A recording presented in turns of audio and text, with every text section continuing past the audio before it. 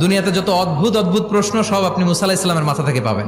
বিভিন্ন বিষয়ে আল্লাহরে প্রশ্ন করতেন। সাইয়েদনা মুসা আলাহিস সাল্লাম আল্লাহরে বললেন, আল্লাহ আপনি আমার এমন একটা জিকির শিখাইয়া দেন যে জিকিরটার শব্দ আপনি আর আমি ছাড়া কেউ জানবে না।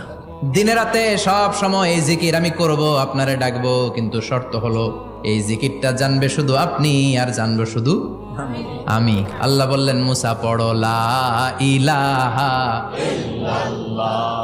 মুসা আলাইহিস সালাম কয়, মাবুদ এটা তো জাতীয় জিকির, সবাই জানে। আমি তো চাইছি এক্সেলেন্ট একটা জিকির, কারো কাছে নাই, শুধু আমি জানবো আর আমি পড়বো। আল্লাহ বললেন, মুসা এই লা ইলাহাকে যদি এক পাল্লায় রেখে দাও, তাম বিশ্ব, 7 আকাশ 7 জমিনটারে তুলে যদি তুমি আরেক পাল্লায় রেখে দাও, লা রাজা